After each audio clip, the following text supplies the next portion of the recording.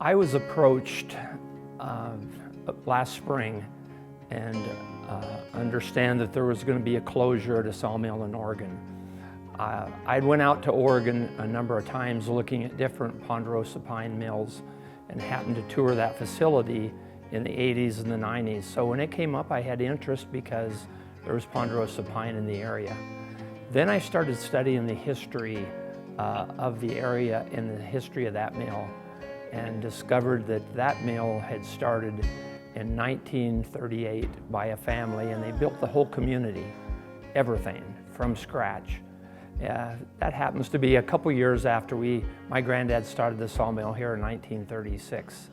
So that was really exciting to me to see an operation that had started about the same time our operation had started. Growing up, 99% of the people that lived here in town either worked at the mall area or at the mill. And then the people in Crescent area, the Forest Service is there, and there's other jobs. There was another pole mill down the road here that's not there anymore. And so it was a tight community. Everybody, knew what everything was going on. School was supported. Are we looking forward to getting some of that back? Yes, and I think that this is a good start. We were glad to hear that an operator, I won't say a family, I'll just say an operator, came in, not knowing anybody, instead of just an investment. And there's a difference. Growing up around here at Gilchrist, if your parents or somebody worked at the mill and you became 14, you get a work permit and work, you could get a job, and they would hire kids in the summer and stuff to work. So I started working on the railroad in the summers for them. I did that, and of course, growing up in a small town, you always want to get out. So I went to school, Eastern Oregon, Eugene, moved to California, built computers for 20 years, had kids, and after living in the rat's race, thought, I want my kids to grow up where I did, be able to hunt and fish, enjoy the outdoors. So then I came back here, of course, and built a house, and came back and started working at the mill, did some firefighting, and then back onto the railroad. Resident base with Gilchrist, meaning people stayed here for their life until they retired, and then they would move. And so you had family. Truly was the saying that it takes a village to raise a kid. This was a village. It's always been a little community, a little spot on Highway 97 that the people in the timber industry all knew about. Other people didn't necessarily know about, and I think people are starting to learn about it now. Everything's growing. The population in Oregon's growing, so we get more traffic, and so it's good. The community of Gilchrist values this mill. Of course, there's this mill, the Forest Service. The mill kind of sustains the community.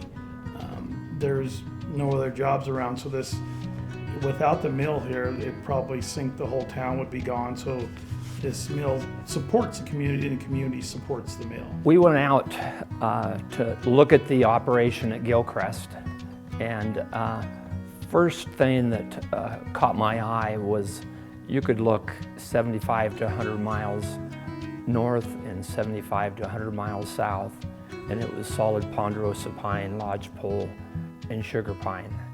That really first captured our interest, and then I pulled into this small town, to the mill, after we got there, and I thought it was a reflection of our hometown in Hewlett. Here's this small town that's built around agriculture and a sawmill town, and I kind of fell in love with it. It felt like home to a certain degree.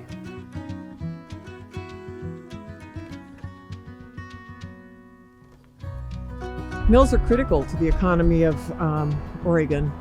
They process these wonderful products that our nation uses. They're renewable resources.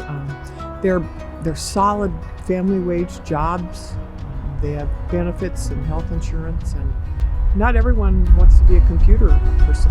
So it provides places for people to work that are really great. The forest products industry it's instrumental in our history and in our moving forward. We need wood products. And it goes back to If we cut trees and they have to be sent to a mill that's much further away, the trees are worth less. And that means we don't get to do a lot of the restoration work that comes after removing the saw timber, which is that small diameter thinning that's critical for fuels reduction. It's the habitat improvements. It's all those things, the prescribed fire, and the scope and scale that we can continue to do forest restoration. So for me, I'm really happy that the mill's reopened. It's all of us trying to work together. I think we all have the same common goal, that we just want some healthy forests. We don't want a bunch of blackwood out there. We don't want homes everywhere. There's just a balance. You know, everyone wants to live in the forest, and I don't blame anybody for that. But there's a place to live and a place to play. And so that's what I hope Oregon continues to be, kind of a leader in timber management and doing the right thing for the right reasons. When you look at forestry and education, there has been a lot of misnomers about our industry and how our forests are treated. And there's a lot of different perspectives. From our perspective, it is very important that we treat the forest like we would our own land, because we are part of that. So it's important to take care of it, and we're stewards of that land, and we need to help manage it properly so it's sustainable for generations to come. My hope for this mill and the town is that we can stay self-sustained, that we are allowed to manage the forest, not let it burn, keep jobs and employment here for people, keep this school going, and that this town can once again thrive like it used to. A bright future to me in Oregon are summers where we're not breathing toxic smoke, that we could visit natural treasures, our national forests, without seeing them burned up, without seeing them eaten alive by insects, that we have healthy forests, healthy communities that are healthy because we're actively managing our forests. And I love Oregon. And I love Oregon because of the variety of forests and the topography. So I can go from the coastal rainforest with spruce and hemlock and travel over the Coast Range through Douglas fir and hemlock, and then into the Willamette Valley, which historically was prairie, and then over the Cascades, high elevation forest, and then transcend down into the high desert and pine forest, and through the juniper and sagebrush and the river canyons. The topography and the forests are so diverse, it's what keeps me here. When I look at the opportunities and hope for both the community and our company, I look at an operation, our family looks at an operation not only for what the opportunities are short term, but if it doesn't have opportunities for my grandkids, then I'm not going to mess around for something just for myself. So I'm looking at something for my son and daughter and their kids.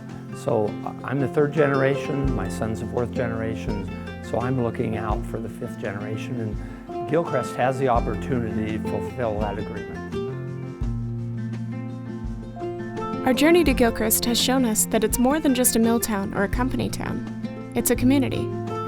A family that works alongside its sister towns to show the passion of forest restoration and the importance of continuing to do more.